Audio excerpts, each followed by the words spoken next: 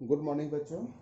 कैसे हैं आप लोग? सभी सभी मज़े में हैं और आशा करते हैं कि आप लोग सभी बहुत ही अच्छे होंगे, मज़े में होंगे और अच्छे ढंग से पढ़ाई करते होंगे।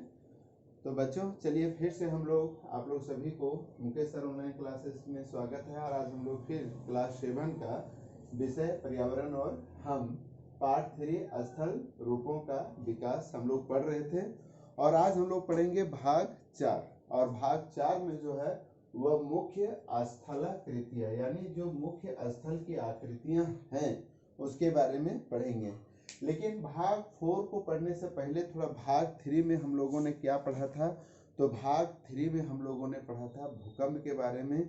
और भूकंप जो है वो धरती के कंपन के कारण ही भूकंप होती है। इसके लिए हम लोग जो है पढ़े थे उद्गम केंद्र और अधिकेंद्र। ठीक है। इसके बाद हम लोग पढ़े थे भूकंप तरंगे जो होती हैं वो 3 तरह की होती हैं, पी रे, एस रे और एल रे। पी रे मतलब प्राइमरी जो तरंग होती है उसको यह सबसे अधिक तीव्र होती है। और एस तरंगे जो होती है जिसको द्वितीयक तरंगे सेकेंड रे भी बोला जाता है, इनकी तरंगे इनकी गति जो होती है वो पी से कम होती है। और तीसरा जो होता है वो भू पृष्ठीय या धरातलीय तरंगे जिसको लैंड रे भी कहा जाता है। इसकी गति सबसे कम होती है लेकिन सर्वाधिक हानि होती है। ठीक है। और इसके बाद हम पढ़े थे भूकंप से बचाव यानी भूकंप से पहले और भूकंप के बाद हमें या भूकंप के दौरान हमें क्या क्या काम करने चाहिए इसके बारे में पढ़े थे। तो चलिए आज हम लोग भाग 4 में पढ़ेंगे स्थल आकृतियां। ठीक है। तो चलिए आप लोग सभी का स्वागत है और साथ ही मेरे YouTube channel Mukesh sir online classes जो कि मेरा YouTube चैनल है, आप सभी बच्चे इसको शेयर और सब्सक्राइब जरूर करेंगे। तो चलिए हम लोग देखते हैं कि मुख्य स्थलाकृतियां कैसी बनती हैं। तो हम लोग ये देखे थे एक आंतरिक बल, अंतर्जनित बल और एक बहिर्जनित बल के बारे में हम लोग पिछले वीडियो में पढ़े थे। तो अंतर्जनित यानी अंतर्जनित बल में हम लोग पढ़े थे ज्वालामुखी हो गया, भूकंप हो गया, ये दो चीजें मुख्य रूप से आएंगी। लेकिन बहिर्जनित में जो है आपके कैसे आते हैं, यानी बहिर्जनित बल क्या है? वे बल मुख्यतः ये बल जो मुख्यतः अक्षय के कारण, अपरदन के कारण, परिवहन एवं निक्षेपण के द्वारा धरातल पर विभिन्न स्थल आकृतियां का निर्माण होता है, उसे हम लोग बहिर्जनित बल कहते हैं। हम लोग बारी बारी से सभी चीजों के बारे में जानेंगे कि क्या है और इसके कारक क्या है। जैसे नदी है, पवन है, हिम नदी है एवं समुद्र तरंग जो है वह बहिर्जनित बल को प्रभावित करने वाले कुछ कारक हैं। तो सबसे पहले हम लोग देखते हैं नदी। ठीक है। चूंकि जो कारक है वो नदी हमारे स्थल कृतियों को सबसे ज्यादा प्रभावित करता है। तो नदी के हम लोग देखते हैं कि अक्सर सभी बच्चे जो हैं वो नदी से परिचित हैं। ठीक है। इसीलिए अभी तो पिकनिक का दौर चल रहा है और हम लोग पिकनिक जो है अक्सर नदी में ही नदी किनारे बनाते हैं। तो आप लोग नदी जरूर गए होंगे। तो नदी के दो कार्य हैं, है ना। नदी के कार्य हैं, दो प्रकार के कार्य होते हैं। नदी द्वारा बनाई गई स्थलक्रिया दो प्रकार की होती हैं। यानी नदी के जो कार्य हैं उसमें दो तरह के कार्य हैं। पहला हो गया अपरदनात्मक तथा दूसरा हो गया निक्षेप।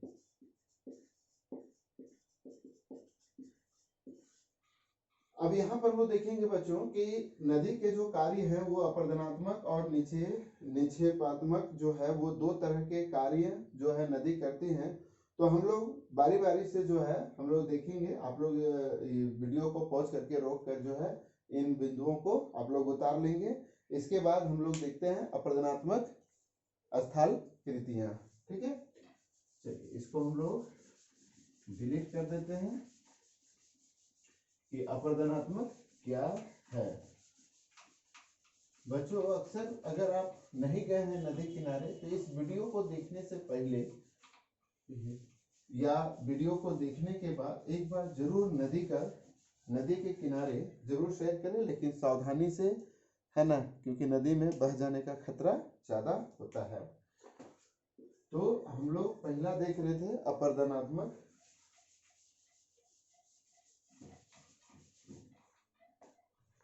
स्थल कृतियां।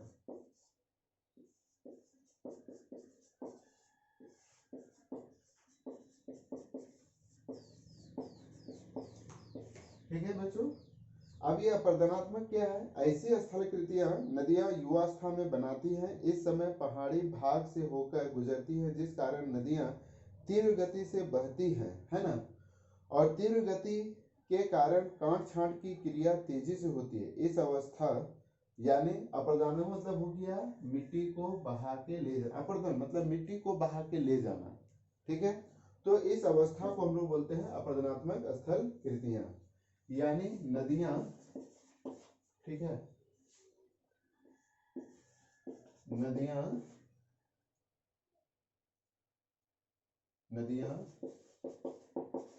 पहाड़ी भाग से होकर गुजरती हैं, जिसके कारण नदियां तीव्र गति से बहती है और तीव्र गति होने के कारण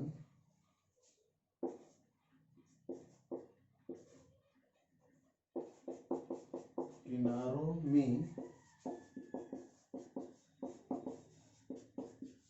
काट छांट की क्रिया तेजी से होती है। बच्चों, जब नदी बहती है तो आप देखेंगे कि जब नदी बहती है तो नदी क्या करती है कि नदी जो है वो दोनों किनारों पर वो काटते, जैसे ये नदी बह रही है ना, नदी बह रही है, ये नदी का रास्ता है, नदी बह रही है, तो नदी क्या करती है कि किनारों का जो जमीन है, दोनों किनारों का जमीन है, उसको यह काट छांट करते जाती है। तीव्र गति जब तीव्र गति से बहती है तो वह दोनों किनारों पर काट छांट करते जाती है। तो इसी को हम लोग बोलते हैं अपरदनात्मक स्थल कृतियां। और इनमें जो देखेंगे मुख्य स्थल कृतियों का निर्माण है ना, तो मुख्य स्थल कृतियां क्या क्या है? मुख्य स्थलाकृतियां जो कि नदियों के द्वारा बनती हैं, है ना। मुख्य स्थलाकृतियां नदियों के द्वारा। तो जब नदियां जब चलती हैं तो पहला होता है भी आकार के घाटी। अब देखेंगे बच्चों कि जब पानी बहती है तो वो भी आकार की आकृति बनाती है, जिसको हम लोग भी की घाटी कहते हैं। चित्र में आप लोग देख सकते हैं, यहाँ पर नदी बही है और देखिए ये दोनों तरफ से भी आकार का घाटी बन गया है। नदियां अपने वेग के कारण अगल बगल की चट्टानों को कम जबकि तली को अधिक काटती है। इस प्रकार निर्मित घाटी को अंग्रेजी अक्षर भी के अक्षर की तरह हो जाती है। तो भी आकार की घाटी क्या होती है बच्चों की? जो चट्टानी इलाका होता है उसको यह कम कम रगड़ती है, लेकिन जो मिट्टी होता है उसको यह ज्यादा रगड़ के ले जाती है, आगे बढ़ा देती है, तो यह भी आकार के घाटी बन जाती है। देखिए यहाँ पर भी गार्ज, ठीक है, भी घाटी है ना। उसके बाद दूसरा हो गया गार्ज और कैनियन, ठीक है। जब नदियां कठोर चट्टानों को सीधा काटती हैं तो खड़ी ढाल वाली संकरी घाटियां बनती है, जिसे गार्ज कहते हैं, ठीक है। तो गार्ज क्या हो गया, थोड़ा सा इसको भी आप नोट कर लेंगे। गार्ज हो गया सीधी काटती है तो खड़ी ढाल वाली संकरी घाटी, खड़ी ढाल वाली संकरी घाटियां को ही हम लोग गार्ज बोलते हैं। जैसे अक्सर दोनों तरफ पहाड़ होती है, बीच में जो है वह इस तरह की घाटी, इसी को हम लोग गार्ज कहते हैं। जब घाटी लगातार अपरदन से चौड़ी एवं अधिक गहरी हो जाती है तो यह कैनियन कहलाती है, ठीक है। कैनियन मतलब हो गया कि अपरदन से लगातार जो है वह चौड़ी एवं गहरी होती है। यानी ये चौड़ी भी होते जा रही है और गहरी भी होते जा रही है, तो इसे हम लोग बोलते हैं कैनियन। और गार्ज हो गया खड़ी ढाल वाली सकरी घाटियां, जो दोनों तरफ से एकदम ढाल रहेगा और सकरा रहेगा, उसे हम लोग गार्ज या कैनियन कहते हैं। और तीसरा है बच्चों जलप्रपात, है ना। आप लोग जरूर हुंड्रू जलप्रपात या दसमपोल जलप्रपात, है ना। रांची में बहुत सारे, बूढ़ा घाट झारखंड की सबसे ऊंची जलप्रपात बूढ़ा घाट है ना। तो ये सारे जलप्रपात आप लोग देखे होंगे। देखिए यहाँ पर बच्चों हुंड्रू जलप्रपात का जो है पिक्चर दिया हुआ है। नदी का पानी जब ऊंचाई से दूसरी तरफ गहरी घाटी में गिरता है तो जलप्रपात का निर्माण होता है ना। जलप्रपात जब ऊंची जगहों से जब पानी नीचे की ओर गिरती है तो उसी को हम लोग, ऊंची जगह से जब पानी नीचे की ओर गिरती है तो उसी को हम लोग जलप्रपात कहते हैं। कर्नाटक का जोग, याद रखिएगा कि भारत की सबसे ऊंची जलप्रपात है ना, जोग भारत की सबसे ऊंची जलप्रपात, भारत की सबसे ऊंची जलप्रपात कर्नाटक, कर्नाटक का जोग। और झारखंड का हुंड्रू दसम कुछ प्रसिद्ध जलप्रपात है ना।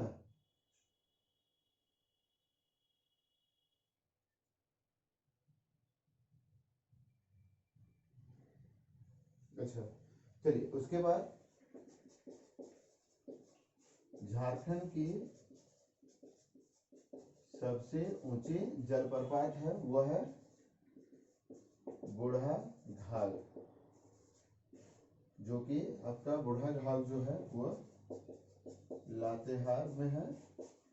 जब आप नवोदय विद्यालय जाएंगे, नवोदय सॉरी नेतरहाट विद्यालय जाएंगे तो उस उनके रास्ते पर पड़ता है।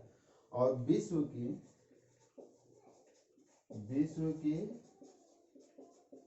सबसे ऊंची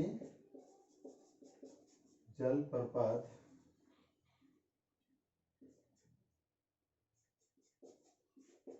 वो है एंजल जलप्रपात, है ना, एंजल जलप्रपात। और यह जो है इसकी ऊंचाई 900, इसकी ऊंचाई जो है 979 मीटर है, लगभग 1 किलोमीटर, लगभग रख लीजिए 1 किलोमीटर है। यह वेनेजुएला देश में है जो कि दक्षिण अमेरिका महादेश में पड़ता है। यानी दक्षिण अमेरिका का जो वेनेजुएला देश है वहां पर यह जो है एंजल जलप्रपात बनाता है। तो इस तरह से हम लोग देखते हैं कि अपरदनात्मक यानी मिट्टियों के घिस जाने से जो आकृतियों का निर्माण होता है वो अपरदनात्मक क्रिया स्थलांतर, अपरदनात्मक स्थलकृतियां कहलाएंगी। और इसके तरफ से भी आकारी घाटी, गार्ज एवं कैनियन और जलप्रपात होती हैं। इसके बाद बच्चों हम लोग देखेंगे निक्षेपात्मक स्थलाकृतियां। तो बच्चों आप जरूर नदी किनारे, अभी पिकनिक का दौर चल रहा है तो जरूर झारखंड में बहुत सारे जलप्रपात हैं, फॉल हैं, जहां पर आप देख सकते हैं, जाके वहां पर मजा आनंद पिकनिक भी का मजा भी ले सकते हैं। हुंड्रू जलप्रपात हो गया, दसम जलप्रपात हो गया, जोन्हा जलप्रपात है, सीता फॉल है, लक्ष्मण फॉल है, ऐसे बहुत सारे जलप्रपात हैं जो झारखंड में बहुत ही फेमस और प्रसिद्ध हैं। मौका मिले तो जरूर आप जाएंगे और वहाँ की स्थलकृतियों का नज़ारा और उसके बनने की प्रक्रियाओं को जरूर आप समझने में आपको जरूर महत्वपूर्ण योगदान होगा जब आप जलप्रपात को देखेंगे। इसके बाद है निक्षेपात्मक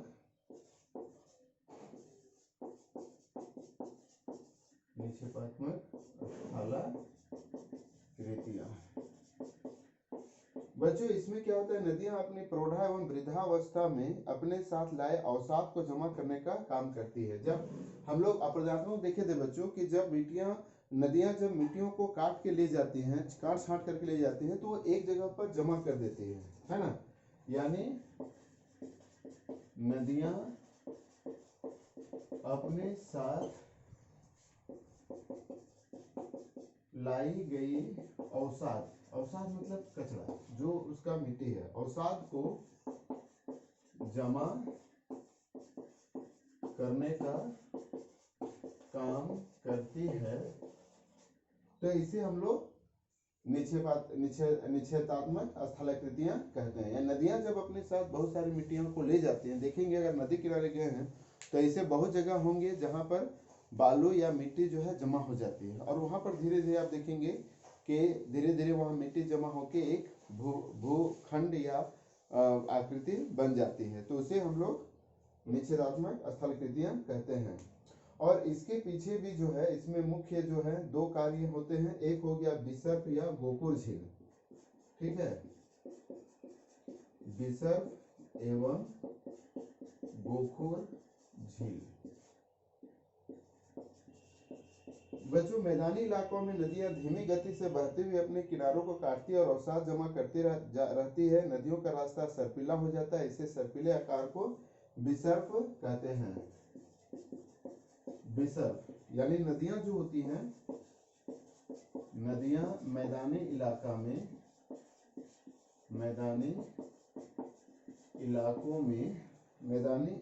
में अवसाद को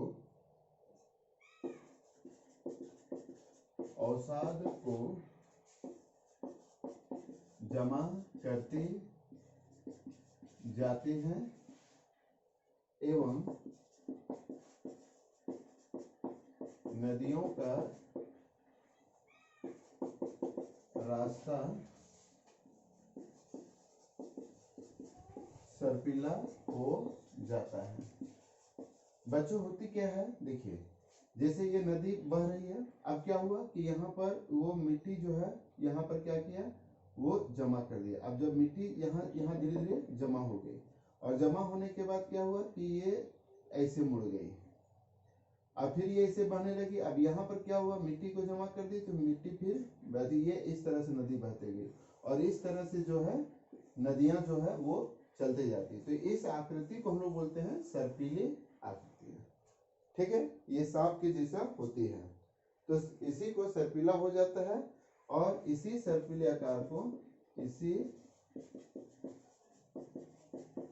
सर्पिले आकार को बिसर्प कहते हैं। ठीक है बच्चों, इस तरह से अगर आप मैप में देखेंगे, मोबाइल के मैप में देखेंगे, तो बहुत सारी नदियों का आकार जो है इसी तरह से सर्पिला चलते जाती हैं। उसके बाद है गोकुर झील। गोकुर झील, जब कटाव अत्यधिक हो जाता है तो नदियां इसे छोड़कर पुनः सीधा बहने लगती हैं। कभी कभी ऐसे हो जाता है कि नदियां क्या होती हैं कि ये ऐसे हो गया, और यहाँ पर मिट्टी को जमा कर दिया, अवसाद को जमा कर दिया, फिर ऐसे करके ये क्या होती है, ऐसे बह जाती है। तो ये गोखुर, गो का खुर यानी गाय का जो खुर होता है, वो देखेंगे कि वो इस टाइप का होता है। देखेंगे गाय का जो खुर होता है, तो इस तरह की ये मुड़ जाती है ना। यानी पहले सीधा गया, फिर वो मुड़ गया, फिर वो सीधी चली गई। नदियां जो है, नदियां सीधी चल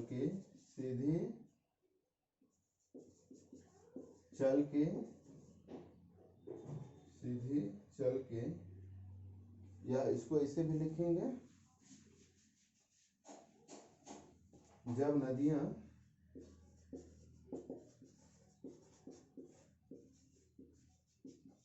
पुराने रास्ते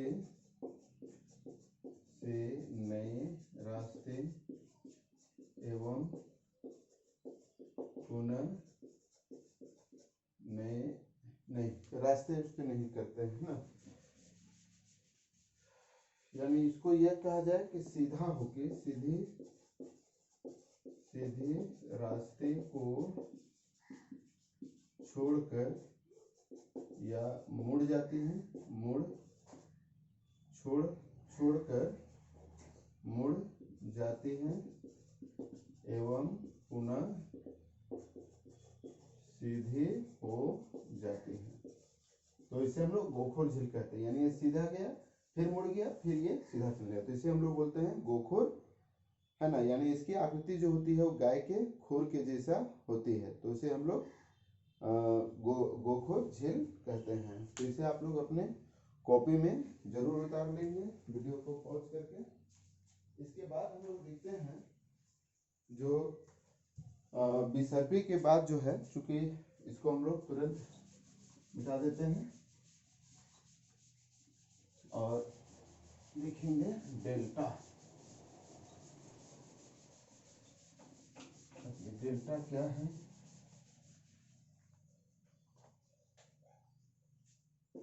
दूसरा हो गया डेल्टा।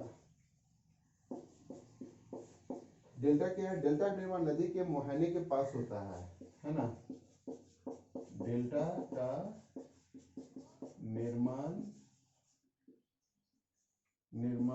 नदी के मुहाने पर होता है, यानी जहाँ नदियां मुड़ती हैं या समाप्त होती हैं, है ना। जहाँ नदियां समुद्र में मिलती हैं, इसकी आकृति ग्रीक अक्षर डेल्टा के जैसा त्रिभुज हो जाती है। यानी देखेंगे कि जब नदियां जो होती हैं बहती हैं, यह अचानक जैसे मुड़ गई, यानी तो आप यहाँ पर देखेंगे कि जो नदियां अपने साथ मिट्टी लाई हुई हैं वो यहाँ पर छोड़ दिया, और ये इस तरह से, या फिर कभी ये होता है कि जब नदियां समुद्र में मिल जाती हैं तो जो समुद्र में इस तरह की आकृति बनाती है, डेल्टा की तरह आकृति, या इस तरह की आकृति जो है ये इस तरह जो है ऐसे बनाते हैं, इस इधर मिट्टी लाते गया, ये करते गया। तो जो ग्रीक भाषा का त्रिभुजाकार होती है ना, त्रिभुजाकार का इधर जो है आराम से इधर फैला दिया और धीरे धीरे जो है ये त्रिभुज की आकार का, तो इसी को बोला जाता है डेल्टा। ठीक है, तो ग्रीक अक्षर डेल्टा की तरह त्रिभुजाकार होती है। भारत एवं बांग्लादेश में गंगा ब्रह्मपुत्र डेल्टा, सुंदरवन की डेल्टा विश्व की सबसे बड़ी डेल्टा है। याद रखना है, विश्व की सबसे बड़ी डेल्टा जो है वो सुंदरवन की डेल्टा, जो कि भारत और बांग्लादेश के साथ है। और यह डेल्टा जो है वो गंगा और ब्रह्मपुत्र नदियों से होती है। ठीक है, तो यहाँ पर हम देखेंगे बच्चों कि अगर आप विश्व झारखंड ये इंडिया का मैप देखें तो यहाँ पर हम देखेंगे कि थोड़ी सी स्पष्ट नहीं दिखाई देगी। तो यहाँ पर आप देखेंगे बच्चों कि यह गंगा की नदी है ना, और ये इधर से ब्रह्मपुत्र नदी जो है यहाँ से आती है, और ये जो इलाका है, ठीक है, यह है सुंदरवन के इलाका। ठीक है, यानी यह मतलब 40% जो है वह भारत में पड़ती है और 60% एरिया जो है वो बांग्लादेश में पड़ती है। ठीक है, मात्र 40% भारत में और 60% जो है ज्यादातर भाग जो है वो बांग्लादेश में पड़ती है। और यह डेल्टा जो है विश्व की सबसे बड़ी डेल्टा कहलाती है। तो डेल्टा में क्या होता है बच्चों कि अक्सर हम लोग देखेंगे कि अगर वर्षा होती है तो जब वर्षा का पानी रोड में बहता है तो अपने साथ बहुत सारे मिट्टियों को ले जाकर, और कहीं देखेंगे कि एक जगह पर जहाँ गड्ढा होता है वहाँ पर वो मिट्टी को फैला देती है, या जहाँ मिट्टी देखेंगे पानी का धार कम हो जाता है तो वहाँ कम हो जाने के बाद देखेंगे कि मिट्टी को फैला देती है और बहुत अच्छा प्लेन जगह बन जाता है। तो उस जगह को हम लोग एक तरह से छोटी डेल्टा कह सकते हैं। ठीक है, तो इस तरह से हम लोग जो है आज मेरा भाग 4 था वो आज हम यहीं पर समाप्त करते हैं। फिर हम लोग अगले वीडियो में मिलेंगे, तब तक के लिए सभी बच्चों को बहुत बहुत धन्यवाद।